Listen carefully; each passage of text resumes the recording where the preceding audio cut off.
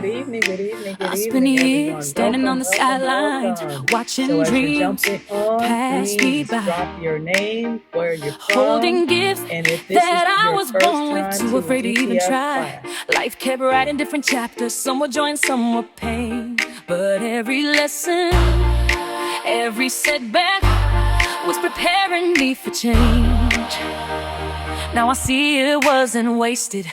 Every road that I walked through, God was building something greater before I ever knew. Purpose over pressure, faith over fear.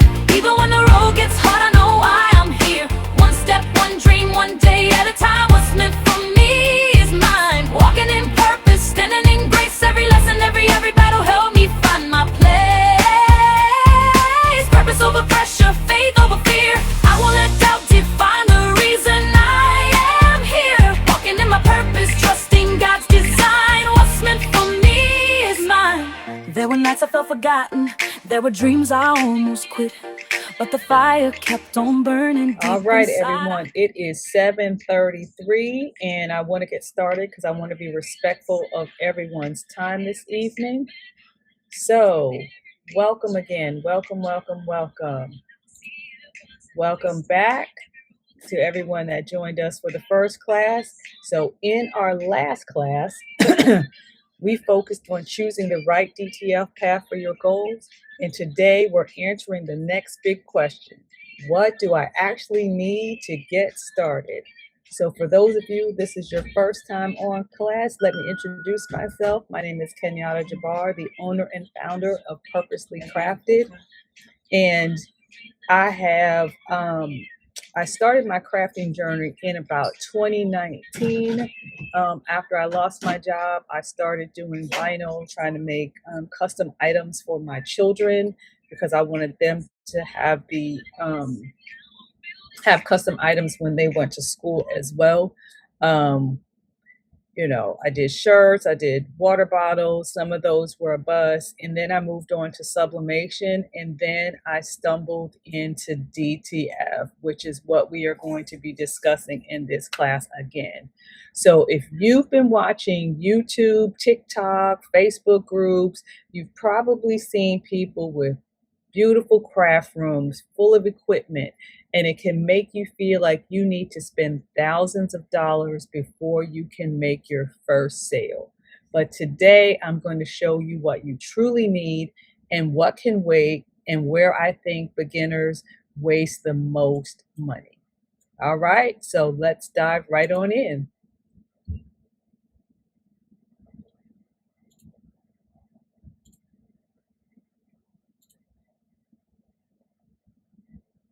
So these are your must-have supplies: a heat press, transfers, and blanks and basic pressing supplies for consistent results. But right now, we are going to talk about the most important piece of equipment that you're going to purchase if you've chosen ready to press or gang sheet path, and that is your heat press. So people often ask me, what's the best heat press to buy? And my answer is always the same. Before we talk about brands, let's talk about what makes a good heat press. Because once you understand that, you'll be able to make a smart decision no matter what your budget. So you can order beautiful transfers, you can buy high quality shirts, but if your heat press doesn't apply the correct heat, pressure, and consistency, your finished product can still fail. A quality heat press, this is what it will provide for you: even temperature across the entire platen, consistent pressure, accurate timing, and reliable performance over hundreds or thousands of pressures. Those four things determine whether your transfer bonds properly to the garment. Let me give you a real live example. Imagine baking a cake in an oven that's 25 degrees cooler than what the display says. You follow the recipe perfectly, but the cake still doesn't turn out right. The recipe wasn't the problem. the oven was. The same thing happens with a heat press. Your transfer may not be the issue, your press may be.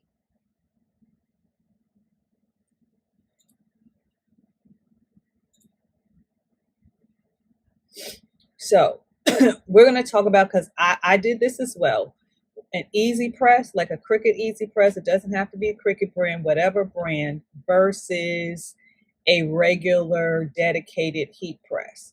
So I'm not saying that it is bad to have a heat press, a Cricut easy press, but that was designed primarily for hobby crafters making occasional products and not producing products consistently for customers. So let me show you an example. So this here is what I'm talking about. So this is not a Cricut, this is a different brand, but you get the idea. It does the same thing as what I'm talking about. So the easy press, you have to manually apply pressure. You have to be standing on this thing and just imagine, here you go, this is the platen, this is your garment, and you've got to be the pressure. You have to keep the press steady throughout the press time. And it's more difficult to achieve consistent results on larger designs. But if you had a dedicated press, the pressure is set by the machine, every shirt receives the same amount of pressure, and both of your hands are free to position the garments, and it's designed to handle repeated production. Now, can you make beautiful shirts with an easy press or whatever hand press? Absolutely. Many people do. But if your goal is to build a business, I recommend investing in equipment that's designed for consistent production. Does that make sense?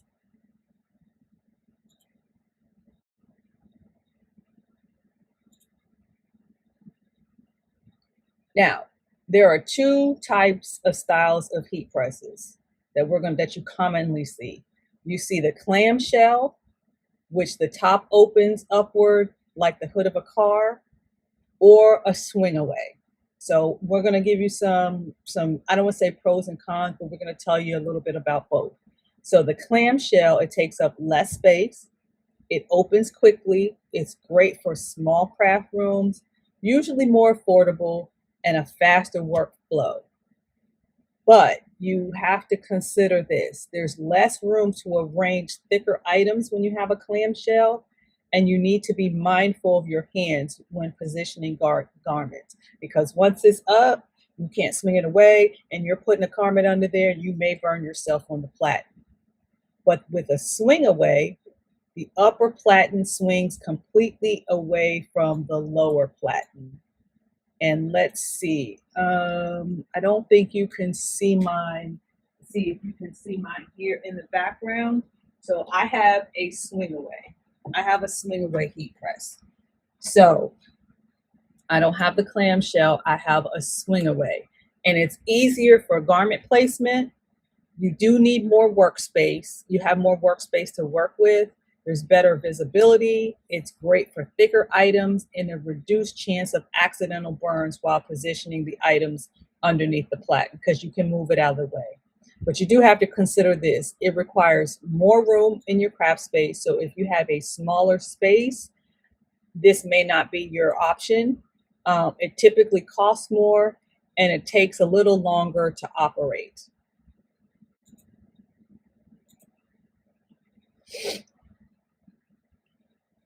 So there's no universal best style. Neither style is universally better. You have to look at your space and your budget. So if you have a small craft area, then you may want to look into the clamshell. And if you want more room for garment placement, then the swing away may be a better choice for you. But no one is better than the other. You have to look at your budget, your space, and what you can handle. So now, many beginners think that bigger automatically means better, but that's not always true. A press should match the products you're planning to make, not just the biggest design you can imagine.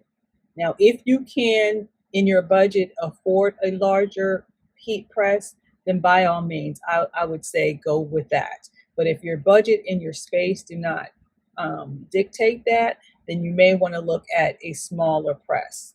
So the 12 by 15, that's a solid option if your space is limited and your budget is limited. 15 by 15, that gives you room to grow without taking up excessive space. So in the 12 by 15, as you can see, that will do youth shirts, tote bags, baby items, smaller adult designs. 15 by 15 is pretty versatile for adult shirts, hoodies, sweatshirts, and tote bags. And the one you saw me showing you behind me, I have a 15 by 15. Now, 16 by 20 is excellent if you already have steady orders or know you'll be producing larger items regularly. So this is best for larger designs, oversized apparel, and high production volume.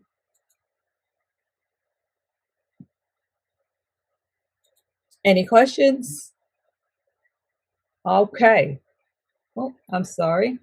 Let's go back here. So my recommendation is start with a 15 by 15. But you could, because you can press most any adult apparel with a 15 by 15. It's very versatile across different product types, and it's a balanced growth option. It gives you room to grow without overwhelming your budget or your craft space.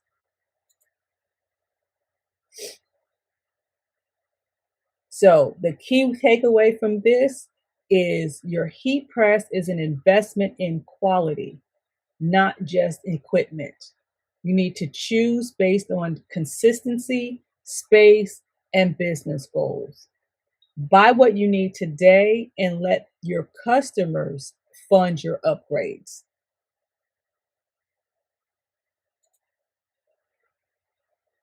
Okay, so now we've talked about your heat press. So now let's talk about the other half of the equation, your transfers. So if you weren't with us for the DTF Clarity class, we took a deep dive into the different DTF business paths. Today, I'm going to give you a quick refresher because our focus is on what you actually need to buy to get started. If you'd like a more detailed breakdown of each path, be sure to watch the replay of that class. Remember, the type of transfer you purchase should match the business path you chose in the DTF Clarity class.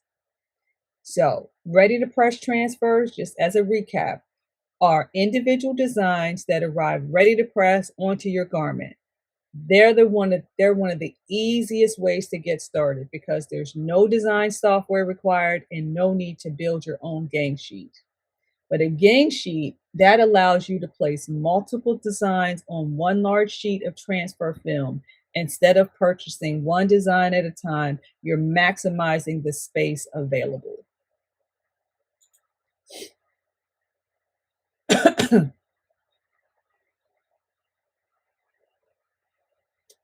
So my tip is build with confidence, then optimize. So ready to press is a great for confidence before moving to gang sheets because it's one size. If you want a 11 by 11, a 10 by 10 transfer, that's what you'll get.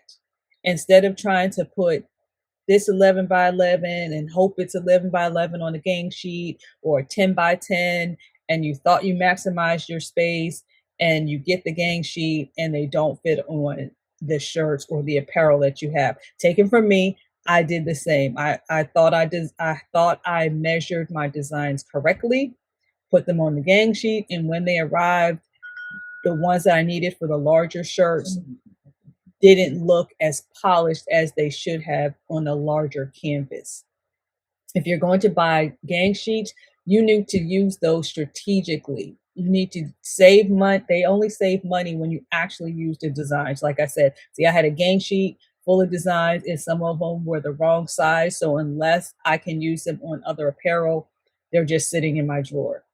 So you want to start simple. Confident comes before complexity. Start simple.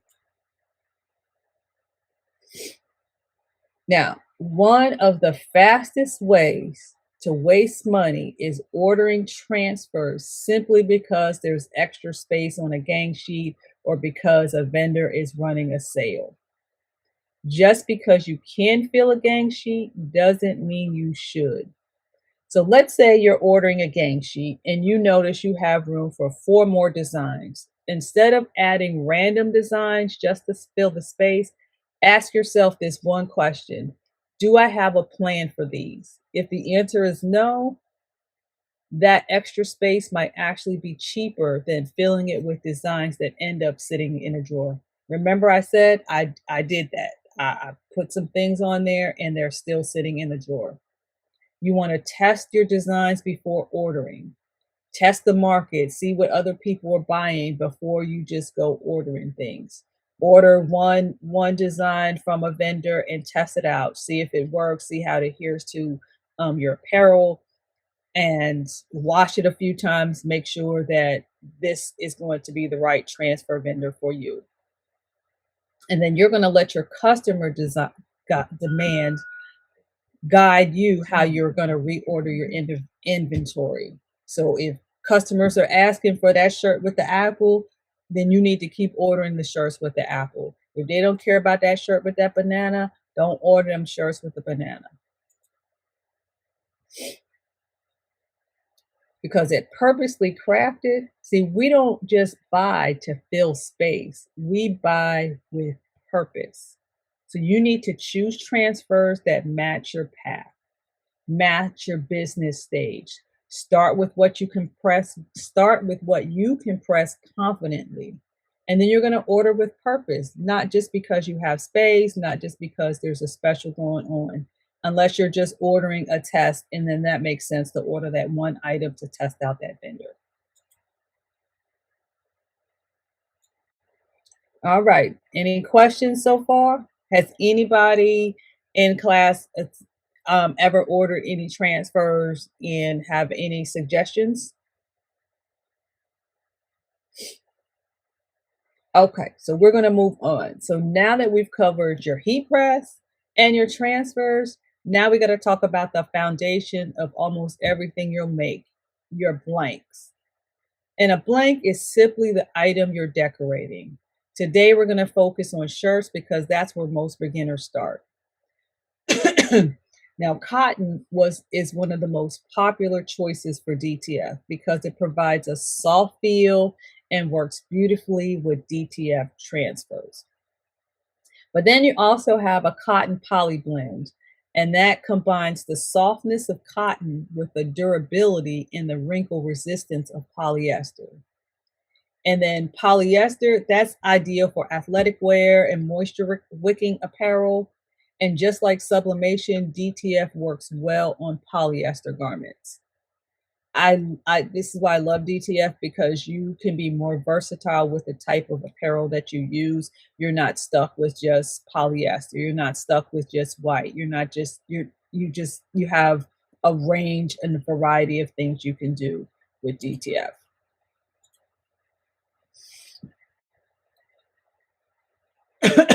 So one of the biggest mistakes I see beginners make, and like I said, I made it too, is buying every shirt in every color that you can find before you've made your first sale.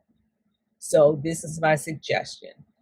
Start with a few versatile colors. And I would suggest black, white, heather gray, and navy. And then add colors as customers begin requesting them.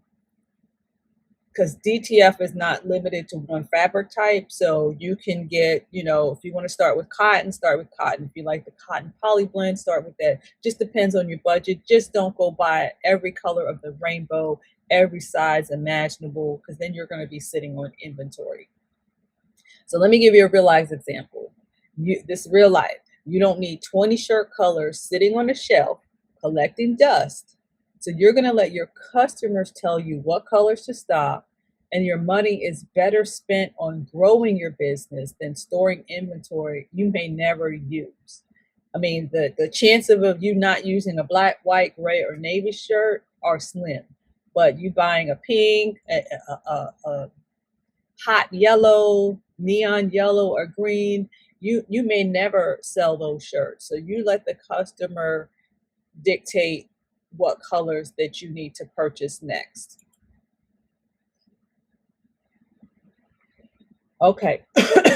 I'm sorry, excuse me. So next we're going to talk about small items that can save you a lot of frustration when you are pressing your DTF apparel. Now, these are for better pressing. Do you have to have them? No. Is it recommended? Yes. First item is heat resistant tape. So you don't need this for every project because a lot of times with the DTF, it will stay in place. But there are times where it may move and may not stay in place as you're trying to move your garment.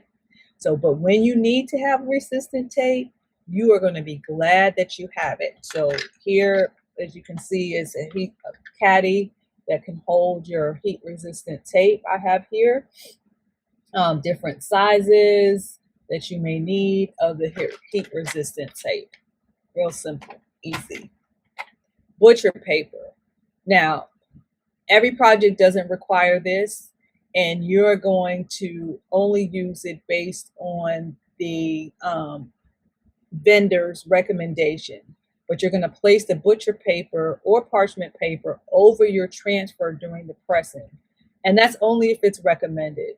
So you're going to follow the vendor's pressing instructions. Some vendors recommend a cover sheet during certain steps while others may not.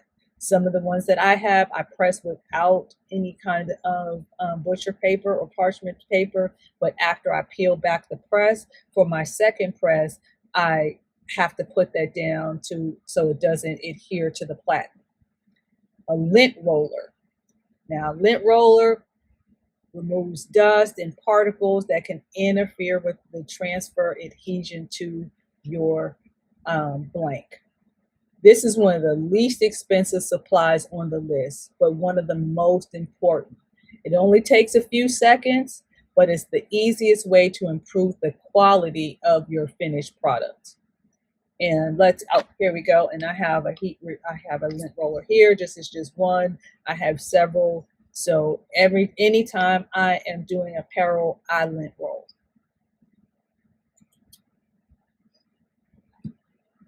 The next item, not a must-have, would be a pressing or Teflon pillow. So the pressing pillow, it raises the pressing area above the bulky seams. Like if this was a hoodie, you want to put that in there so it raises the pressing area above the seam, the collar, the pocket, zippers, or button.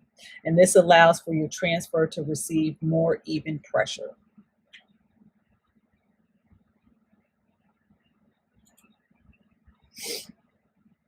All right. And then the last essential supply, it's not about pressing, it's about placement. And this is a t-shirt ruler. You can use a t-shirt ruler or measuring tape. So I have several different ones. This is for an infant. This is for a toddler. This is a youth. This is another youth that I have, and this is adult. So eyeballing it, that can lead to crooked or inconsistent placement. And you don't want that because your customers are not going to notice that it's straight. But once it's off, they're going to notice that. So when you center it, it's going to improve the professional look of all of your products.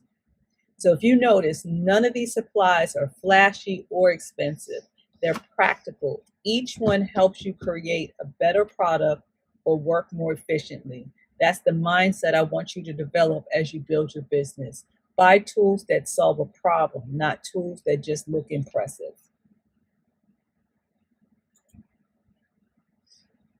Okay, now that we've covered the essentials, let's talk about some tools that can make your workflow easier as your business grows.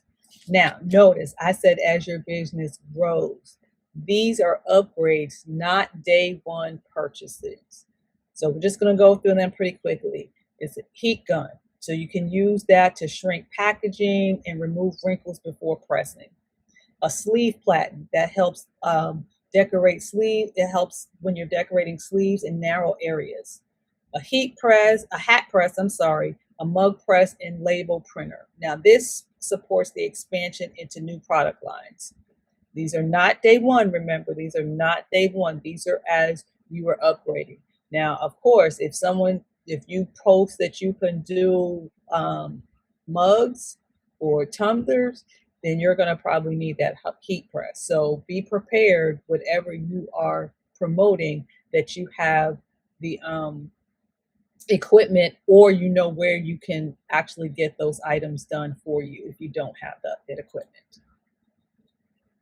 All right, some more nice to haves, and this is for branding. So every successful business didn't start with every tool. It started with the right tools. So here's a few that you don't have to have, but it just makes your business look more professional and branded and organized. So fancy packaging, so you can get um, envelopes or bubble envelopes that have your brand, your company name on there, stickers. So when you're closing up boxes, they automatically see your company branding, and inventory shelving. I can't turn the camera right now, but I do have some shelving where I keep my transfers. They're nice to have. I have a few, but the ones that don't fit in there, I just put them inside of a bin until I can expand and have space for more shelving. Okay, so now we're going to go to talk about the heat press, the cost of it, the budget. So I can't answer what is the best heat press. My answer is always going to be depends on where you are in your business. So instead of focusing on brands, like I said, we were talking about a Cricut heat press, but I have a hand heat press. It's not Cricut, it's another brand, but it does the same thing. I want you to understand what to look for in your equipment so that you can make the best decision for your budget in your business. So for the budget press, now don't let you being getting a smaller one stop you from being able to start. A quality, budget-friendly heat press can absolutely help you build a successful business.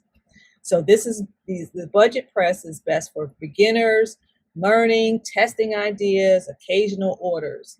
And this is what you're going to expect. You're going to have a lower price point, basic features, and a great way to get started without a huge investment and without breaking the bank. Now, the mid-level is once your business starts paying for itself, this is often the next logical upgrade. And this is good for consistent orders, growing businesses, and higher production. So you're going to get a better build quality, more reliable performance, improved consistency, and built to handle frequent use. And the last one is the professional heat press. Now, don't feel pressure to buy a professional equipment before your business actually needs it. So this is going to be a commercial grade construction for high volume daily use. Purchase this only after demand justifies it. And this is going to be, like I said, commercial grade construction, maximum durability, and it's designed for heavy production.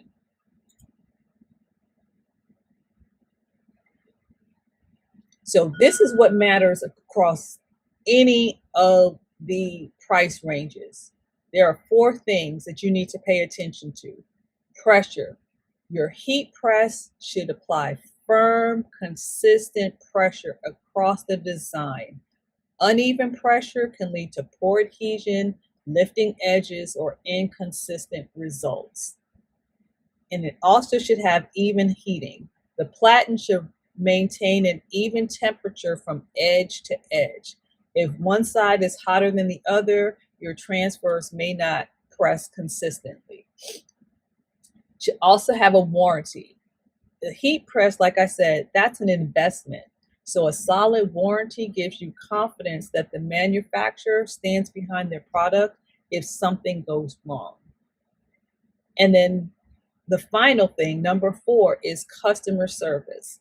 Because if you have questions about setup, replacement parts, or troubleshooting, you want to choose a company that's known for supporting its customers after the sale, not just making the sale.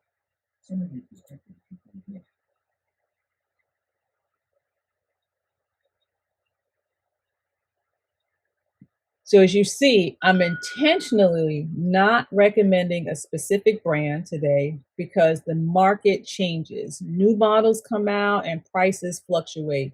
My goal is to teach you how to evaluate a heat press so you can make a smart decision no matter what brands are available when you're ready to buy. So these are key questions that you want to ask yourself when you are purchasing your heat press. Once again, does it provide consistent pressure? Does it heat evenly? Is there a good warranty? And is the company known for good customer service? And also, does it fit my current business, not the business I hope to have 5 years from now? Okay, so earlier we talked about the different types of fabrics that work well with DTF. Now let's look at the actual products or blanks you can decorate as your business grows. See, a blank is simply a product that has not been customized. It's the foundation you'll add your DTF transfer to. As you grow your business, you'll likely expand beyond t-shirts into other products your customers are asking for. So, like I said, t-shirts are the most popular right now for beginners. So it's a popular starting point because you can get shirts for schools, events, everyday apparel. And then sweatshirts, of course, they're greater for cooler weather, and often that's an often higher profit margin than a t-shirt. And hoodies and tote bags, now those are customers' favorites, especially these younger generation, the younger children now, they love a hoodie. And it's an easy way to diversify without extra equipment. Because if you can do a sweatshirt and a t-shirt, you can definitely do hoodies.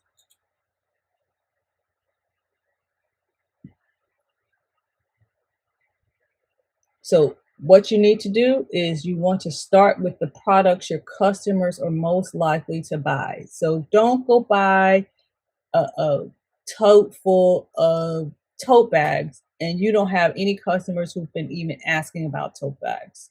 So you don't want to chase the cheapest shirt or blank.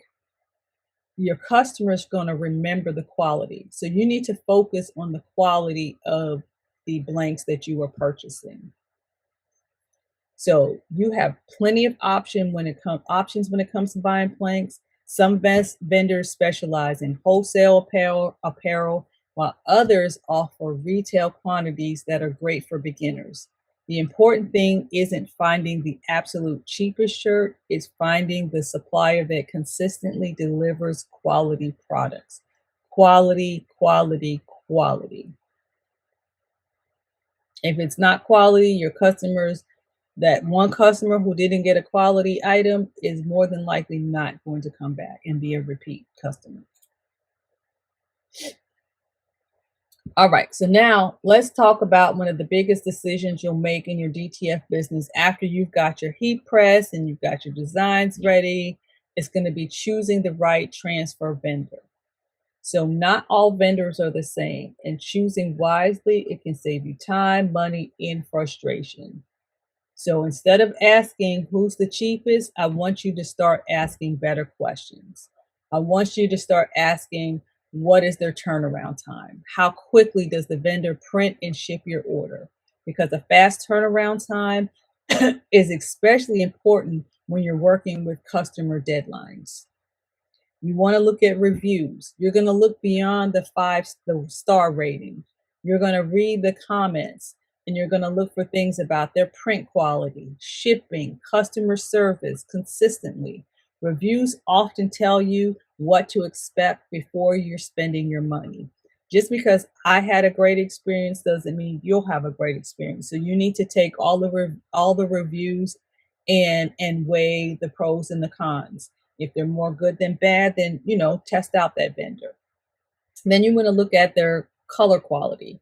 A quality vendor should produce vibrant, consistent colors that match your design as closely as possible. Poor print quality can affect the final product, even if you've done everything else correctly. And then you want to make sure that they give you pressing instructions. Every vendor may have slightly different pressing recommendations. So a good vendor provides clear instructions so you know the temperature, the pressure, press time, peel method, and the final press recommendations, because some peels are a hot peel, some are a cold peel, and some require you to press after you've peeled. So the vendor should give you clear instructions on that.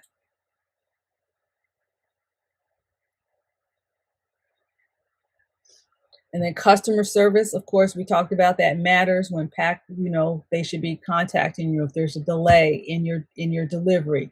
If your vendor is ghosting you, then you have a problem. Sample orders, I always suggest that you get a sample order so that you can evaluate the print quality, the color accuracy, and the ease of pressing. So there are some questions that you should ask yourself. Do they have good reviews? Is the turnaround time realistic? Are the colors consistent? Were there clear instructions on how to press? Is the support responsive? And have I tested them with a sample order? Because over time, I've researched and organized vendors from across the country into a resource guide. And it's not about telling you who you have to use. It's about giving you a place to start your research so you can make an informed decision. Someone else gave me recommendations, and I had to test out those vendors for myself. Now, before we wrap up, I want to help you avoid some of the most common mistakes I see beginners make. If I can save you money, frustration, overwhelm, then I've done my job. So mistake number one is buying a printer too soon. We talked about this in the first class. A printer is a significant investment, and for many beginners, it's not necessary right away. Start with the business model you chose in class number one, the DTF Clarity class, and grow into printing only if and when it makes sense. Mistake number two, buying too much inventory. And we talked about this in class number one as well.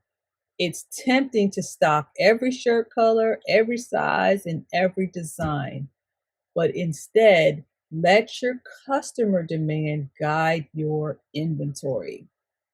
Mistake number three, ignoring quality to save a few dollars. If you're only saving 50 cents on a shirt and that cheaper shirt is thin, you can see through it, you should have went with the more quality shirt. The cheapest option isn't always the best value. Poor quality shirts or transfers can lead to an unhappy customer and lost repeat business. Mistake number four, buying tools because someone else has them. Now, you can go on social media and you can see people with their craft rooms full of beautiful and impressive equipment, and you'll be tempted to want to buy some of that as well. But you need to remember, someone else's business is in a different season than yours. Let me repeat that. Someone else's business is in a different season than yours. Buy tools because you need them, not because someone else owns them. And mistake number five, waiting till everything is perfect. Now, this is one that hits close to home, because if you wait until everything is perfect, and nothing's ever going to be perfect, you're going to spend months just researching, comparing, shopping, and never getting started. And at some point, you have to move from planning to doing. So my recommendation is to start. Progress beats perfection every single time. Your first order won't be perfect, and that's okay. Every successful business started with a first shirt or first item.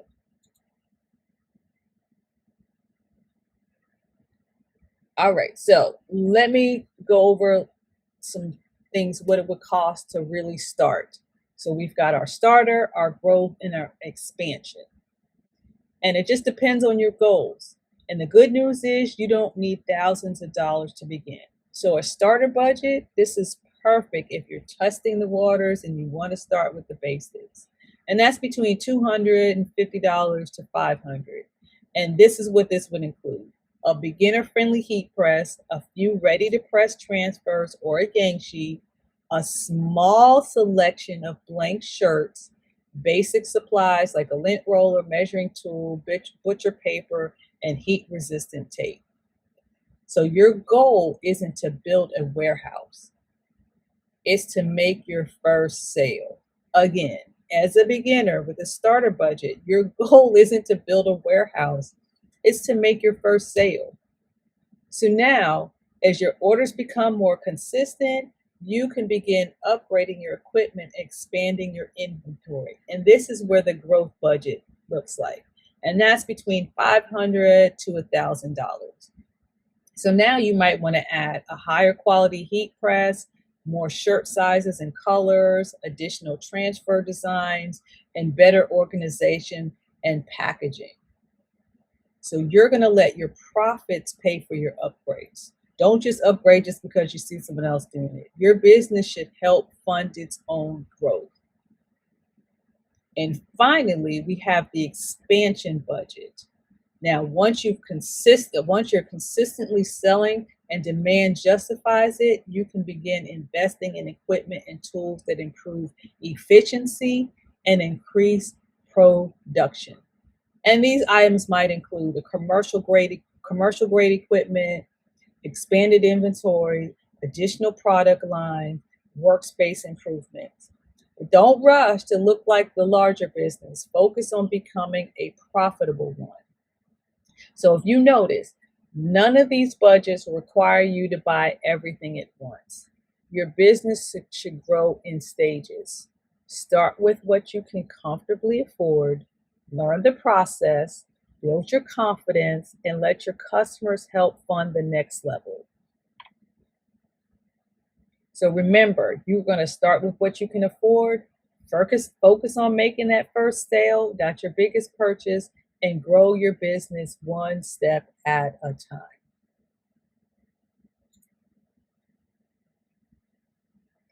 So as we wrap up today's class, I want to leave you with one final thought.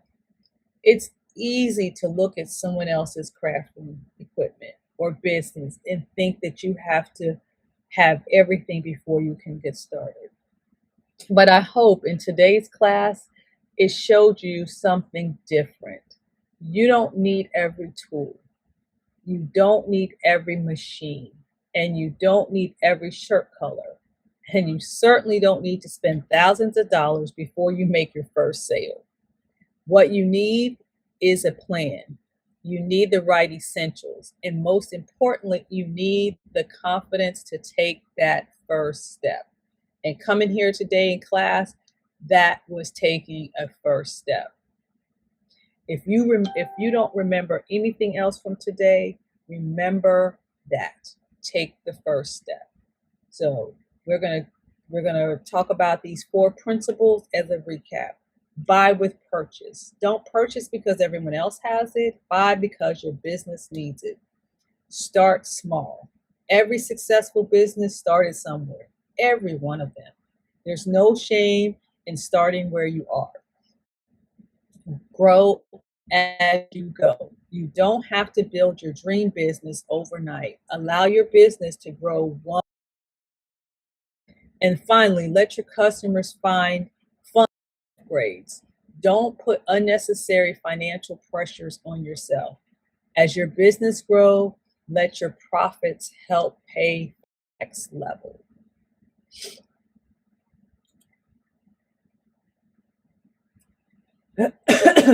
So, if today's class helped bring clarity to what you need to get started, I wanted to make your next steps even easier. I'm offering you the Purposely Crafted First Order Success Kit. And in this kit, you'll get your Purposely Crafted DTF Design Cheat Sheet, purposely crafted first vendors test and checklist, and the purposely crafted first test order checklist. On the screen is the QR code. You can scan this and it will take you directly to the success kit, and also in the description, the link is there as well. But this is just the beginning. In our next class, we're going to take the next step together.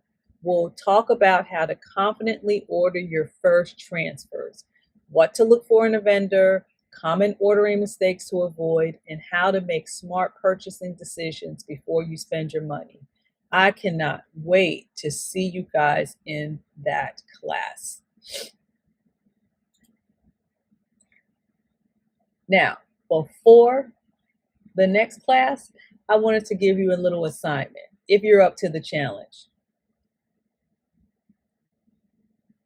I want you to list the supplies you already have, highlight what you still need, and set a realistic startup budget. And then I would like you to do some vendor research and get some sample, make a plan to order some sample transfers. Simple, 2 little things. Go through your craft space, list the supplies you already have, because you probably have some of these things you don't even realize that you have them. Highlight what you still need, and then set a realistic budget for yourself and your business. And then you're going to choose one vendor to research using the evaluation checklist and plan to order a sample. Does that make sense?